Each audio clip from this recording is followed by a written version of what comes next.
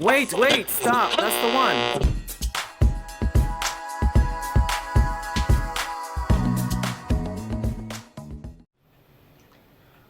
Welcome to ZEN TENN Speaks, a show where I make new friends and reconnect with old ones. A show where everyone's stories may inspire you to tell your own story. In this podcast, we encourage everyone to get rid of shame, guilt, fear, doubt, and judgments for themselves and for others, and replace those with love, empathy, compassion, understanding, kindness, and to do your best in everything that you do. In essence, to get rid of things that no longer serve your well being, to be true to yourself and be honest with others. So, question back to the missionary part. Yeah.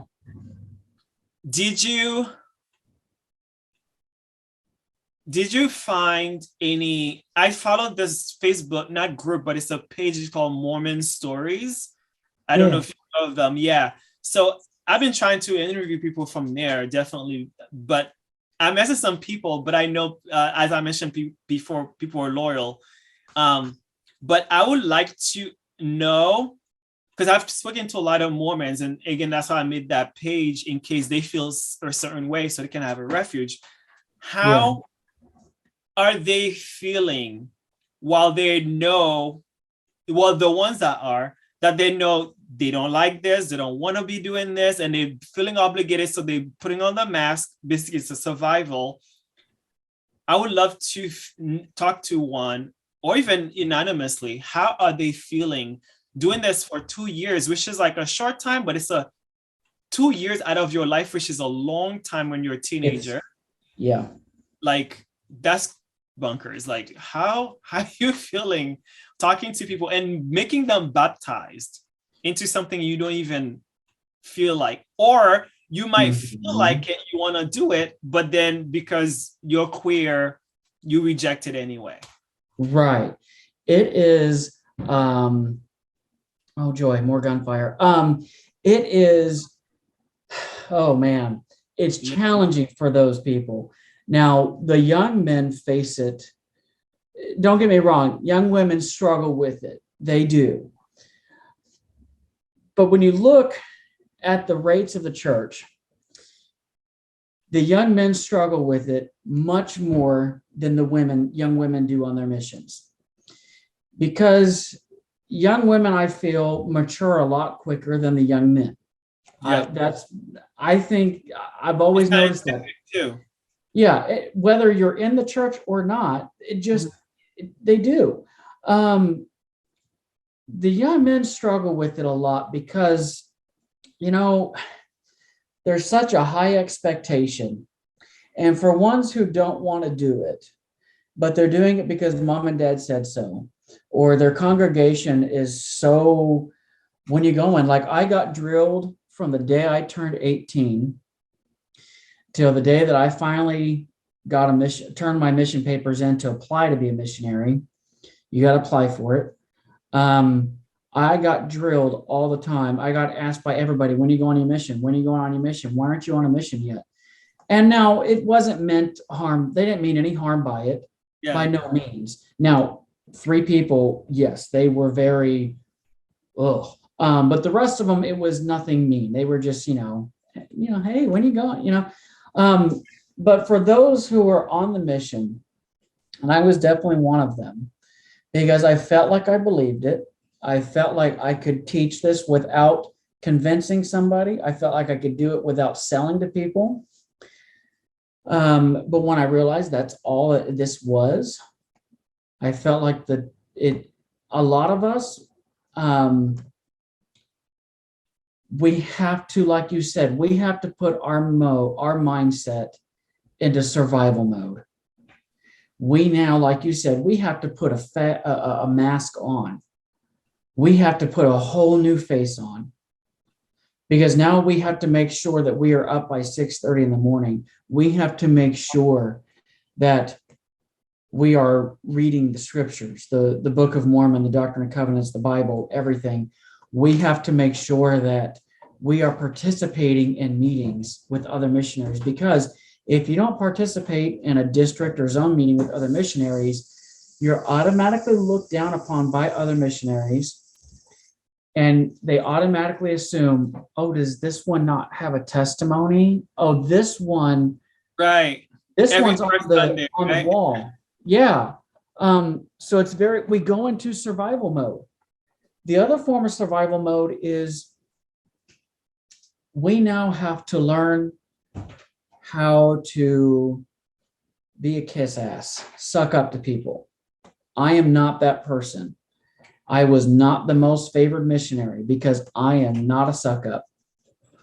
Everyone got all these leadership positions, district leader, zone leader, assistant to the mission president, or this person or that person, because they were kiss ups. They knew what leadership wanted to hear. Mm-hmm. So they said it. And it's a survival mode. It is, honestly, it's survival of the fittest. And I remember I sent an email to one of my brothers who did a mission as well. Now he's active in the church. I have come out to him and his wife, and they are some of the most supportive people I have ever found in the church. Mm. Him and his wife, I have 7 siblings.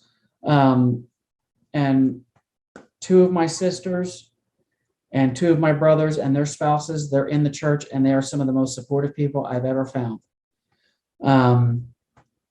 But I wrote him a letter on my mission, an email. And by the way, emails, you can only communicate with your family through email. You're not allowed to phone call. You're not allowed to text. You're not allowed to have anything like that. Missionaries nowadays, they have Facebook. We weren't allowed to have MySpace or anything. We could only, and we had a cell phone or landline. I had a landline and a cell phone, but we were only allowed to contact people within that congregation we were working in. And I emailed him and I said, this is stupid. I said, I don't like a lot of these missionaries out here. This is when I was in San Diego. I said, they are fake. They're being salesmen. They're trying to sell religion as if we're in a pyramid scheme for Amway. And I don't mean anything bad by that. Yeah. And the goal too, isn't it? I felt like that's what the goal, because it kept pressuring me from the second week about baptism. Yes. Yeah, because that's what they've been taught, isn't it? Yes. No, exactly. When you're in the missionary training center, your schedule is tight, just like the mission field. You're up by 6:30. You have to do physical exercises every morning. I will tell you, I never did one, because I always looked at physical activity as a punishment. Going to the gym was a punishment. By 8 o'clock, you're dressed in Sunday clothes. For the women, it's dresses. For the young men, it's shirt and tie. You have study time personal from 8 to 9, and you study with your missionary companion from 9 to 10. If you're learning a foreign language like I did, you have another extra hour that you have to study that language. If you have lunch, you need to make sure it's an hour, no longer. And you have to have certain appointments, certain meeting times with certain people. You cannot spend more than 30 minutes with somebody you're teaching. Your dinner appointment cannot last longer than 45 minutes to an hour. And you have to be in bed the day for the next day. You have to have that planned by 9 o'clock at night. Home by 9, planning till 9:30, 9:30, it's cutoff time. You have to be in bed, lights out, 10:30, no later. And you can't go to bed earlier either.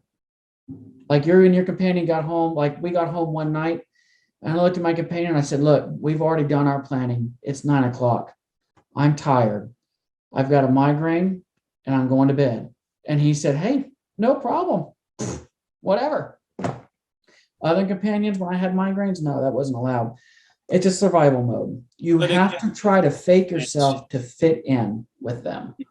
Yeah, because I was thinking about the companion thing, and I've asked them, how's their companion? And I feel like it could be true, it could be a lie, because if they're reading their Facebook or their text, so I probably know. and I made hints like you can call me or tell me in person, whatever. And I don't know if you got the hands because I cannot say that really because someone will still be reading if they're reading it. Right. No, call me outside of a lesson. But how would you know if first of all, how would your companion feel safe to come out to you? Not come out to you as gay, but like come out to you as whatever, come out to you as like whatever, like I want to go to sleep early, or come out to you like I don't believe in this. How would they feel safe to come out to you? And how would they make that discernment to feel or get hints that they can? Because like if you look at somebody, they don't make any hints, and you cannot really tell if you can trust them. And then you're gonna put on a mask, and it's tough because if both partners are feeling that way and they would love to talk to each other and confide in each other, but they have to put on the mask so much, and they spend 2 years or a couple months together, and that's fucking tough and hard, I bet. Yeah. And on the women stories, it seems like some people have found love, or they found true friendship, or some people did it to do it and then they quit like in their 20s, but then they still remain friends because they know it was BS. Right. And I'm so happy for those. But I was thinking, if you were, and I feel like those probably are the few stories that we don't know about. But I was thinking, if you really wanted to come out, you can't trust your partner, that's really tough. Yeah.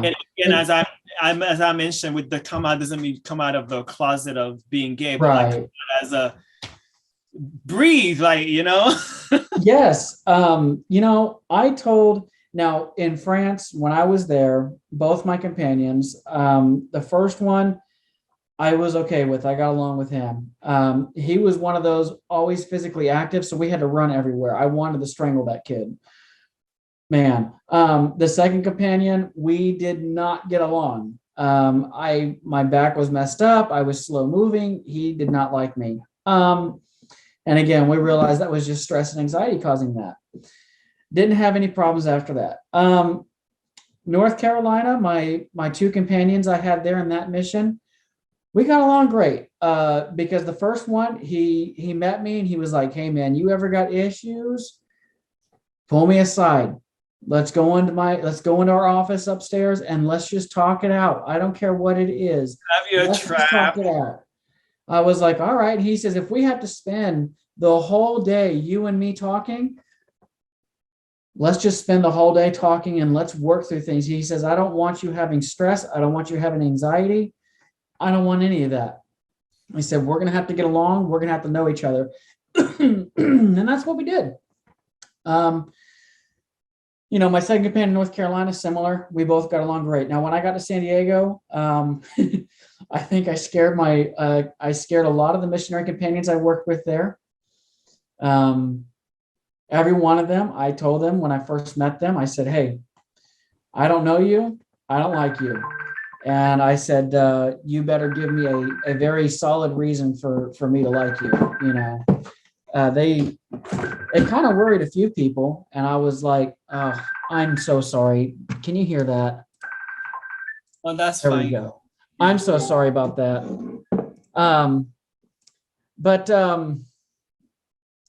Where was I? Oh, but yes, I told him, I said, "Hey, look, I don't know you. I don't like you. However, we got to live with each other for a minimum of, 6 weeks." I was like, "So you got an issue with me?" I was like, "Trust me, I grew up in a Marine Corps town. I have no problem with you being blunt. You come here and you tell me face to face." I said, "Don't do this pussyfooting around of you're afraid to hurt my feelings." I said, "Because I ain't got none left." I was like, "So let's just lay that out on the table right now. I ain't got none left." And I told that to all of them. And by golly, if every one of them, at first they were like, "Okay, look, I was going to talk to you about this." I'm like, "Open it up. Like, come on, Gomer, let's go." And it just went from there. I think that was the main thing of how we got along. Now, I did have a couple companions that I'm telling you right now, one of them I kicked out of the car. We were in a city about 40 minutes away from where we were assigned to because we were getting our car worked on. And I don't remember what I jumped out into traffic. The lanes were clear. We were clear. Jumped out, no problem. Some guy out of nowhere popped out from another road and cut us off. We almost hit him. It was the other guy's fault. Well, the companion I was with got so mad, he started yelling and screaming at me. And I said, you know what? I started yelling at him. I threw the emergency brake. I flipped it up and I screeched those tires. I threw the keys in some guy's lawn. It was over a fence. I was like, good luck getting home. And I went ahead and I got on a bus and I took a bus 40 minutes back home. Did not like that guy. A lot of missionaries, when they get nervous about coming to their companion about an issue, it's because something that companion has done something to cause that missionary to not want to talk about things. Whether they've had an emotional outburst, whether they've had a strike of anger, or perhaps that person is too judgmental. Perhaps that person speaks very harshly about other people, not having any idea that their companion may be struggling with the same thing. And again, maybe not with homosexuality, but maybe with, hey, I'm really tired. I know the rules say no bed before 10:30, but I'm tired. Like, I need to go to bed because I'm not feeling well. One companion, so in the mission, you have what's called exchanges. What that is say, for example, you're in the Brooklyn area. So you've got probably about 12 different sets of missionaries in that area. What will happen is, let's say companionship A and companionship B. One person, it's like wife swap almost. One person goes to the other group and this guy comes to that group and they change places for an entire day and the next day. And we had exchanges, and one missionary who was brand new to the mission, it was his third week in, he came over into my area and my companion went to his area. So we did a swap there. He was not feeling well and I knew it. I could tell by looking at him, he was sick. He was running fever. I knew by looking at him. And he said, so what do we got? He was really trying hard to be, fitting in. He's like, oh, I know we got all this work. Like, what do we got? What do I need to do? He was so nervous. And finally I just said, and I knew who his companion was. I did not like his companion. Nobody did. I said, Elder, because we have to call each other Elder. I said, what's going on? And he said, nothing. And I said, no. I said, long-term story short, I said, you're sick. I said, I can tell you're not running a fever. I can tell you're not throwing up, anything like that. You're not, whatever. I said, but you are mentally not well. I can tell by the way that you're talking, the way that you're nervous, you're stuttering. Something's not right. And it took a little bit of talking, but he finally broke down and was like, his companion was so strict, He was just like, oh, I'm not allowed to express myself to people we're teaching, like help them understand. I'm not allowed to say, hey, I know what you're going through. I've been through the same thing. I've struggled with being an alcoholic or whatever. He said, my companion doesn't let me do that. I'm only allowed to recite things and that's it. Mm-hmm. And he struggled with that. And that's what a lot of missionaries struggle with, especially ones who are there because they believe it and they don't want to do a script. And then the ones who are there because they're expected to, and they don't know what they're doing because they've never studied this before. Or perhaps they've studied it and they've been told that they're wrong for believing certain things. I think that's the biggest thing. They fear the backlash and the judgment from other missionaries. And that's the biggest holdup there.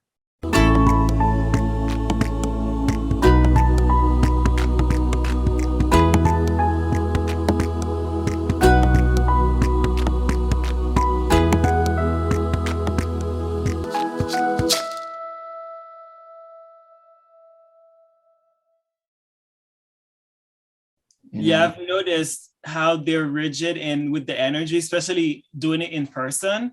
Yeah. I want to be like, hey, relax, stop fidgeting, stop being all like tense. And I don't tell them that, but I Right. was like, whatever. Because I was doing I had my mask on to do my study, to do Mhm. my science, whatever, and they had their own thing to do as well. And at the end, I Yeah. text one of them, the one who was like always texting me, and I said, if you ever need someone to talk to, and you cannot talk to your companion, let me know. And I told him that anyway. He never responded about that, but I did my part because I'm like, Yeah. because that's what I want. That's why I make that group, and that's why I want to be there for people, etc. Right. So let's see here. So what's the process to be a missionary? If you apply, can you be declined? You can. Um, oh man. So to be a missionary, and this is why a lot of missionaries, you will see them being robotic and reciting scripts and holding themselves in a high stature, because to become a missionary, you have to, if you have to be perfect. That's the only way I can describe it, honestly. It's like you have to be perfect. You have to be able to, how do I say it? So like you can have physical conditions and serve and be a missionary, you know. But you have to be clean from any kind of sin. So like the law of chastity, the word of wisdom, you know, you have to repent of all of that if you've ever done any of that. And that's hard for a lot of people, especially in their youth, because their leadership makes them feel like they are the worst person ever for experimenting with sex, drugs, alcohol, pornography. Their leadership makes them feel like the worst person in the world. Um, to apply, there is a paperwork portion. You fill out, if I remember correctly, the paperwork was a lot. Um, my bishop who helped me at the time, he was a great person. And I still look up to him. He's a great role model for me. He was great. He was not a robot in the church. He was somebody that he taught from the heart, and he truly believed it. And I admire him for that. And but the paperwork process is just forever long. I don't know if have you ever gone to do like military service or anything like that? So when you sign up, Applying for college was exhausting. okay, yeah. So I'm in college, so it's kind of like that. You know, you've got both dozens of paperwork for FAFSA, and you have to have, you know, certain background checks for certain colleges.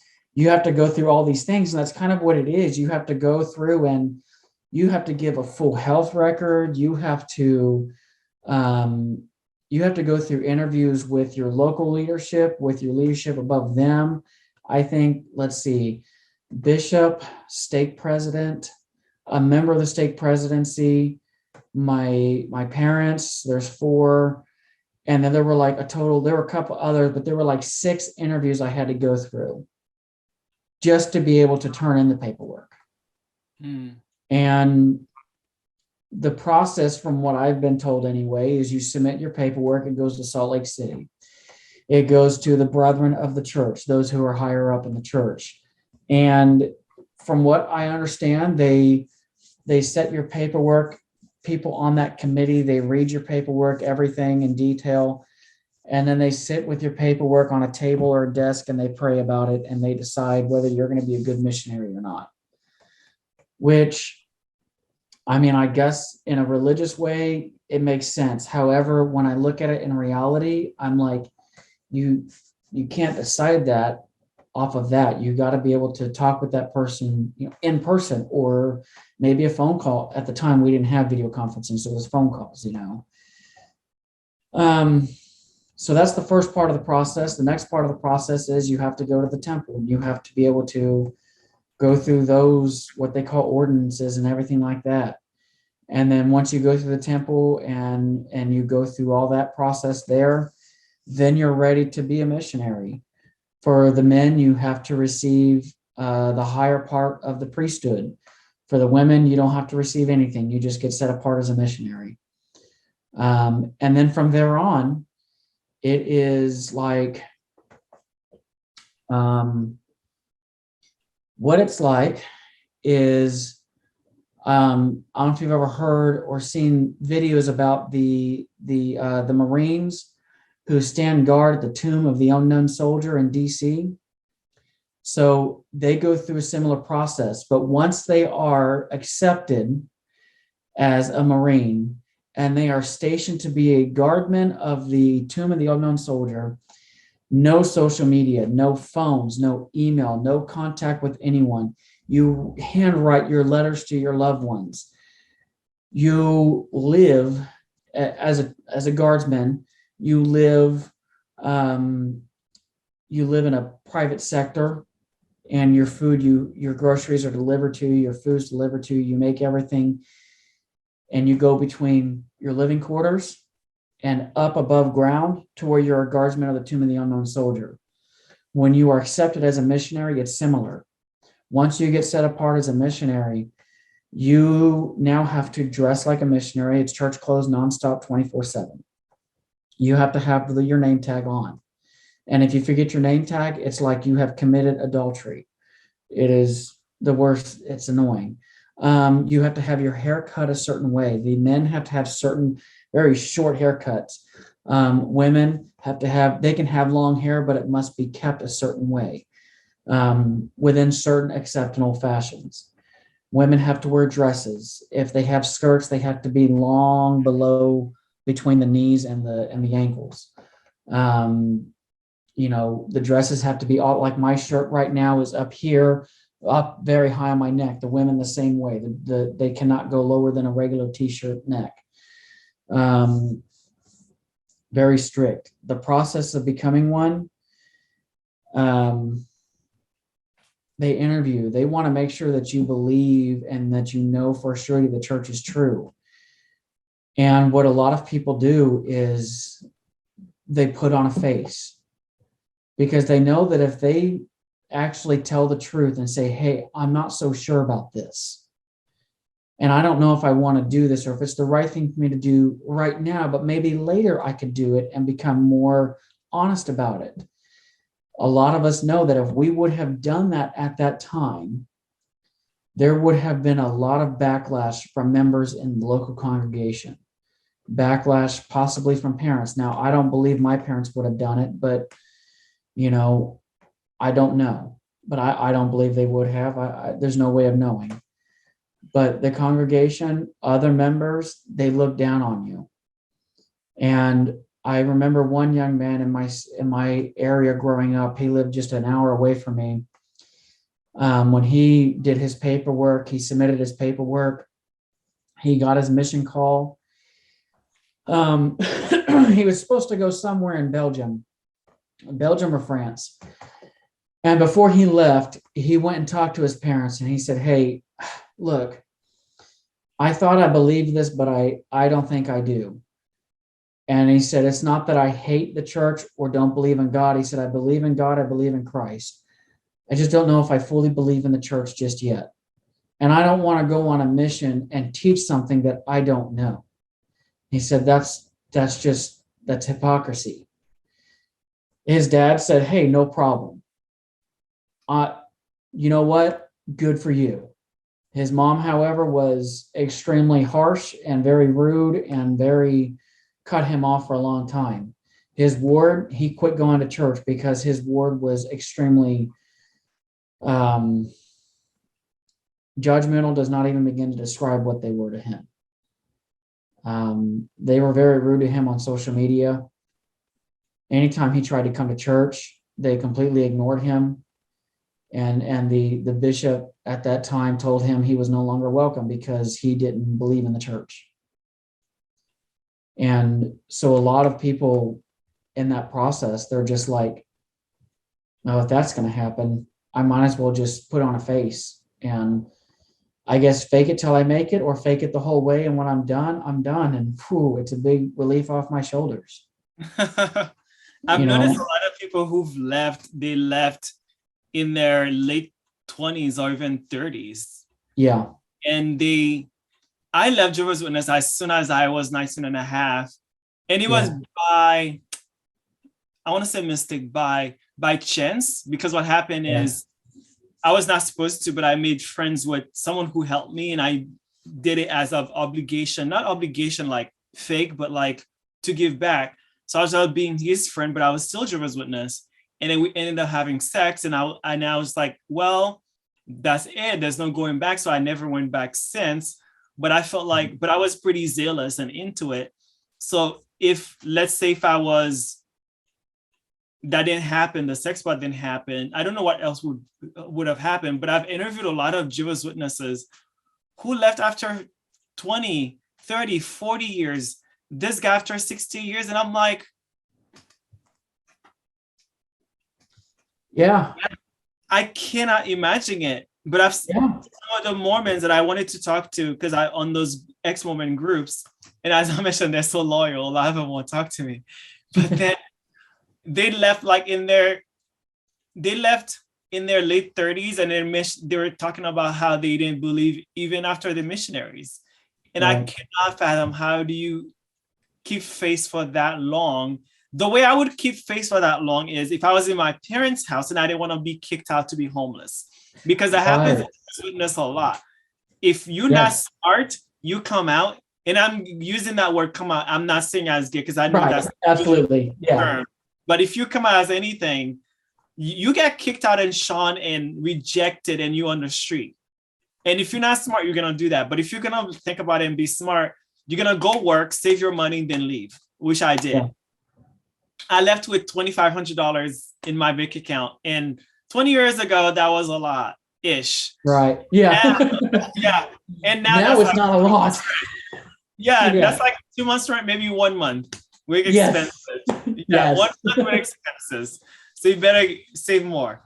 And so, yeah, I totally feel them, and I don't hold any of those teenagers with high esteem, because esteem as in I don't expect great from them, as in expect them to quit or to have critical thinking or self-thinking, because I understand where they're coming from. It's just you got to do what you got to do to survive.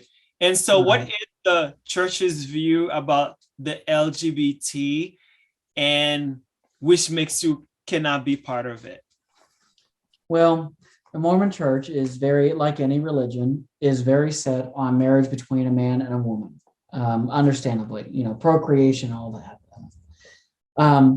The Mormon church teaches that in order to gain the highest of the heavenly degrees of glory, you have to be married to a spouse, women to men and men to women. And that's how you're going to get into the highest degree of glory, to live with God and live with Christ. When it comes to matters of the LGBT community, LGBTQ plus, when it comes to our community,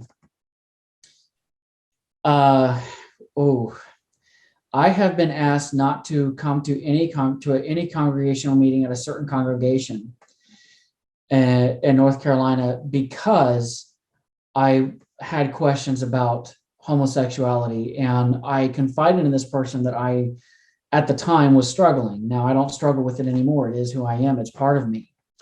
But this person clearly stated that homosexuality is a very extreme sin.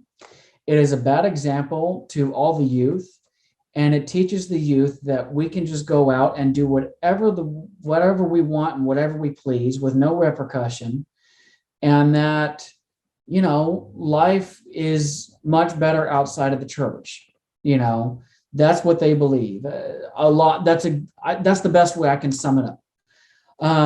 They also believe that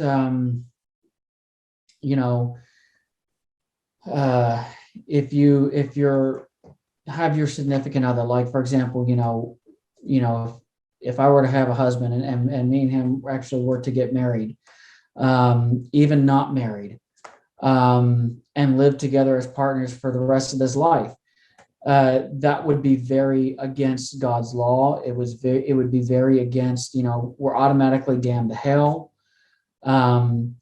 There is a lot of presumptions going around that because men or women may be homosexual, trans, whatever, that automatically classifies us to not believe in Christ, to not believe in God. They automatically put us in this class of we are anti-religion, and that we are not good people. And I hate that stereotype, because I've actually found members of the LGBT plus community out here, anywhere that I have been and all the places I've lived, some of the most honest people. I've found a lot of people in the LGBT plus community to have great relationships. They go to church. Some of them go to the Catholic church. Some of them go to the Baptist church. I know a few that go to Presbyterianism, different, whatever denomination it is. And those congregations are surprisingly very welcoming to them. They have welcomed me into their congregations. But in the Mormon church, if you're male and you're gay, and whether if you have a life partner, like for me, I'm dating this guy, and we just started officially dating here recently, and we're hoping to kind of keep things going. If I want to continue to go to church and participate in things at church, there can be no sexual relations. So we can't even kiss or anything like that. I can't live with that person, because that would be breaking a commandment. That would be living in sin. Some people would consider that adultery. There's so much more to it that I could go on, but it's very much to the point of, oh, you're anti-religion, you're a horrible person, you obviously don't care about family, so why should you be at church when all we do is believe in family? Right, especially with that, as you mentioned, so you cannot even be single and gay either, because you won't have a family, right? Right.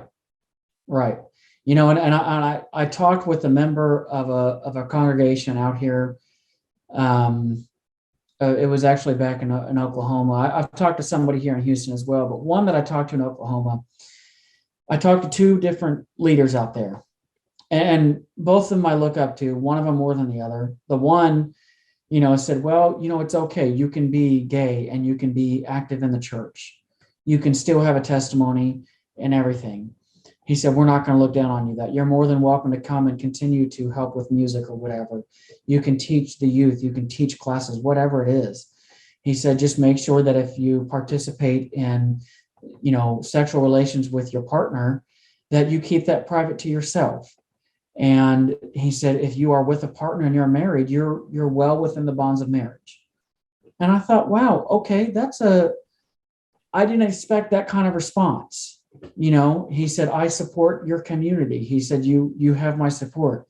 He said, the downside is, if your life partner with somebody, you won't be able to go into the temple. And I said, hey, that I understand that I get that. I'm not going to argue with that. He said, you may not be able to do things within the priesthood. But yeah, I said, hey, no problem. I can understand not being able to do certain things in the priesthood or going to the temple. I can understand that. That's no problem. I'm not going to argue that. It is what it is.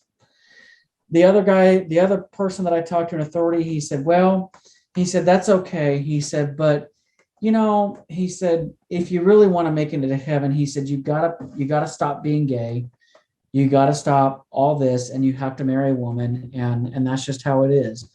And I'm like, look, I get what you're saying, but I am who I am.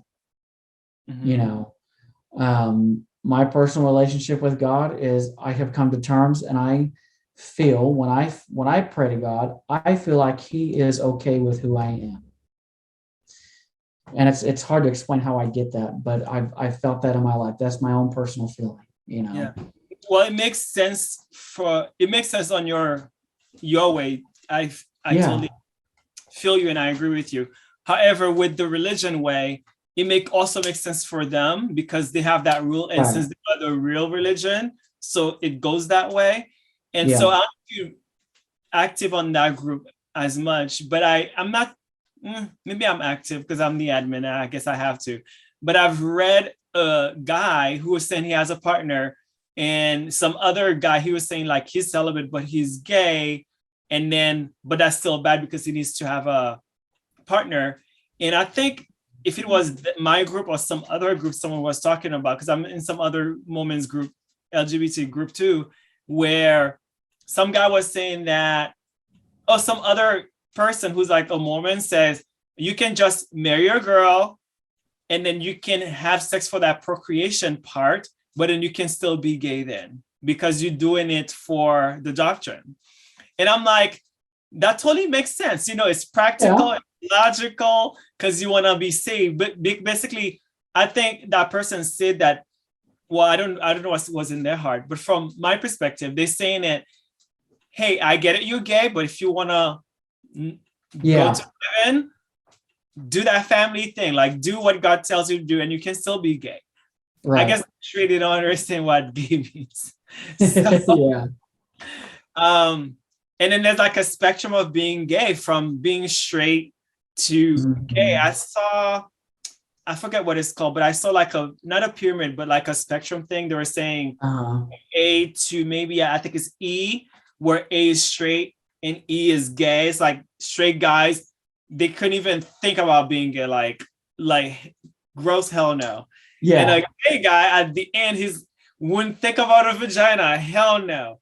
And then there's in between, and then in between is the bi guy. That's like the middle guy. And then from the straight there is and I saw where, I guess, society-wise, where I stand, I'm in the, I think before maybe after the bi, where there's pansexual. Yeah. So I'm the pin guy, because I don't consider, because on on the description what a bi is, I'm not that based on the description, but in the description in the pen, I'm that, and then etc. So I'm like, how can you tell a guy who wants nothing to do with vaginas to just have a family, because that's what it's like? I guess you could do it if you really do. But the other thing for me is, well, somewhat of a religion thing, but because I love history and watching history, and I'm grateful whatever happened in history and where I'm at now. But on the skin color level, the way I see it is, if I'm not welcome at a space, like fuck your space, I'm not gonna be there. Right. And again, based on history, and we are where we are now, a lot of people had to do certain things. People were fighting for integration. They had to go to restaurants to stay there and be bullied out because they needed to do what they needed to do. And I'm very grateful for that. And I guess I'm saying it because it's 2020, like, you know, we're living in the future. Even if it's even now, because we're living in a future where it's not a gay thing or a skin color thing, I guess anymore, but verbally, you know, because a lot of people can be in a closet. I feel like some people can be in a closet being assholes, so they're not gonna say it. But if I'm in a space and I don't feel welcome for whatever reason, and it's usually not a skin color thing or a gay thing, because I don't think like that, like the mob do. Right. I just feel like if I'm not welcome for whatever reason, it is basically an asshole reason, I'm just don't want to be there. Right. I'm not gonna fight and be like, I don't want to be there. Da, da, da. If I need to be there, I'm gonna be there regardless of how you feel. But I'm not gonna fight you about it. And granted, I never been in a space where someone was on my face, they want me to be there, and I had to fight. Granted for that. But if I feel like emotionally I don't want to be there, I just not. And if I need to be there and I feel like someone's making it hard for me, I'm just gonna be there, period, because you're not God. So fuck you. So yeah. So when I see those things in those groups, when people are fighting to go to church and how their bishops talk to them and how people look down on them, and they're making those things, I never comments about it, but when they typing on the groups how they feel, and I don't say anything, because what I want to say is, why the fuck you fighting so much? Do you want to be there for? They're telling you you're invalid. They're telling you we don't see you. They're telling you you don't exist. They're telling you you're sinful. You're a bad person. Why are you fighting to be there? And I think in one of those groups, some guy was saying he has a partner and he wants to get baptized. I don't know if you read that. And if you haven't, you could read it. Yes. Yeah. And I was just like, you know that meme? That meme that yes. That's me. I was just like, I didn't say anything. I don't remember what I said. Maybe I said hugs and kisses. But because I don't want, as an admin, I don't want to say, I want to make Yeah, I don't want to be harsh, but it's such a like, Yeah, I saw that post, and even I was taken back, and I was like, "Oh, wait a minute, wait a minute, wait a minute." yeah, be with your I husband. kind of Go felt to like church. saying, "Yeah," I kind of felt like commenting. I was like, "Trust me, no, he doesn't." But I'm like, "No, I shouldn't say that." Yeah, Yeah, yeah, because because yeah, we're taking their emotion to account, and so right. and Yeah. it's bunkers to me.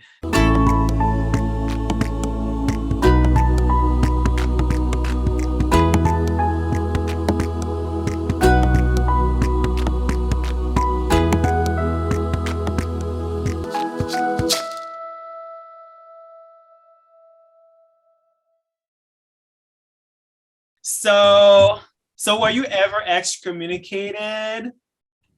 Are you No, out of the church? Do they know, etc.? Or to your parents? What's going on?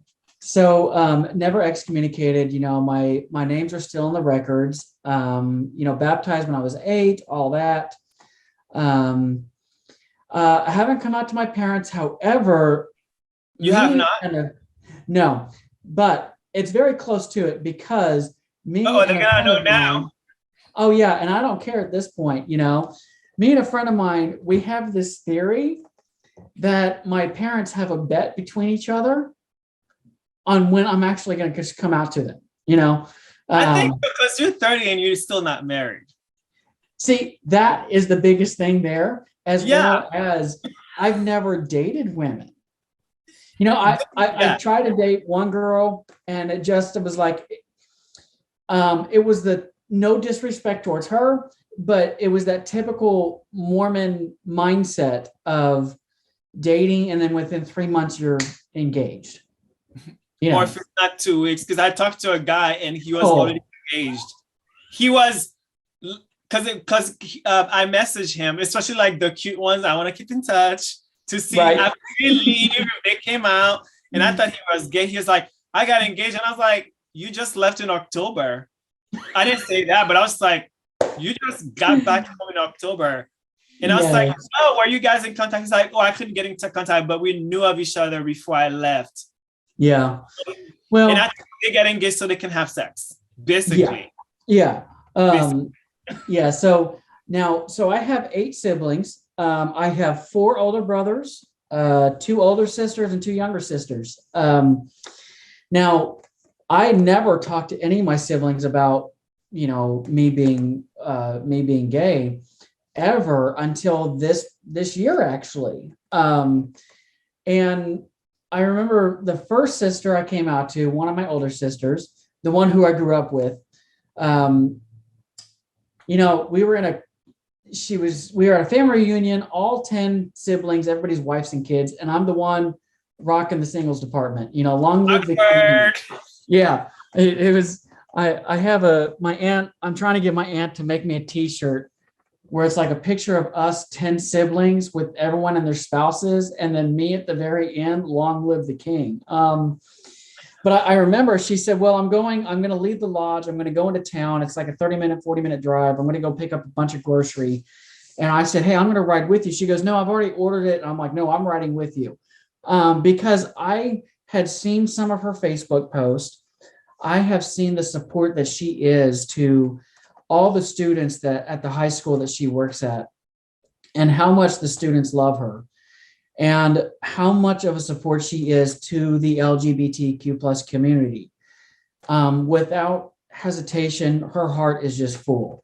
And so I thought, you know what, I'm going to talk to her about it. And I started talking, we kind of had a little bit of conversation here and there. And then I just came out and I told her, I was like, well, I'm pretty sure you know. And she goes, no, what? I'm like, you know that I'm gay, right? And she goes, I had my suspicions. And I'm like, You know what? why wouldn't you say something, And she said, it's not my place. And I got to talk to her about it. And then on the next, actually later that day, our family, we went to a water park. And my brother, who I spent all the time with growing up, me and him always went to Kinston together. And I rode with him and his wife. They have been boyfriend and girlfriend since they were teenagers, and now they're married. And I was riding with them. and they had a little, spouses, they do that little conspiracy smile and grin to each other, and they nod heads, and they turn and look at you, and they just start asking questions. I'm like, you guys are probing. And I don't remember how it came out, but my sister-in-law was like, so you talking to any girls out there in Oklahoma? That question is always like, are you gay? Yeah, and I was like, no, I'm not. And my answer was so quick and rapid. And she goes, so talking to any guys by chance? And I'm like, I mean, if I told you no, she's like, I knew it. And they both like snapped their fingers, pointed at each other. And my brother was like, I told you years ago, Yeah. Well, So it makes sense because when you're like, what, 22, you're supposed to get married and have, by 30, you're supposed exactly. to 7. What happens is people get off their missions and we have, I don't know if it's still floating around anymore. Used to in the 90s, the church had this magazine called the Ensign. And it was like messages from the prophet, from the other leaders.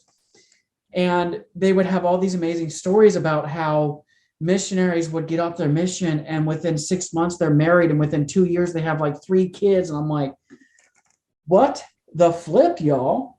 Like, how are you getting married within 3 months of off your mission? And I always make this joke. Yeah, that only happens in the Ensign though, but it's so true. The expectation, people get off their missions and you're expected to, it's almost like you're expected to be married and have kids within 3 years, at least 1 or 2 kids. And when you're 30 and single, you're a menace to society. And I'm a ride or die kind of guy. I'm that thrill seeker, hell raiser. So I really am a menace to society if you think about it, But no, I was able to talk to them and come out to them. And I have had such great support from them.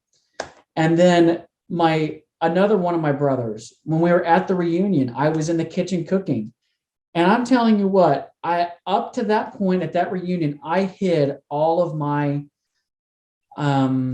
gayness, I guess, my feminine, my flamboyancy, all that, my, oh, sweetheart, I hid all that. But at that reunion, I was like, screw it. Let's just see what happens.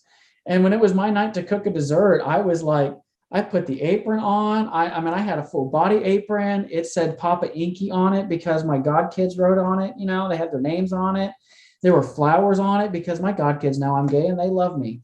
And their parents, that's why they chose me to be their godparent, their godfather. They were like, oh, we know you're not going to hoe around, And, but he was like, so you talking to any girls out there? You dating anybody? He goes, you dating any guys? Because I'm not going to judge you. And I'm like, okay, you say that, but do you mean it?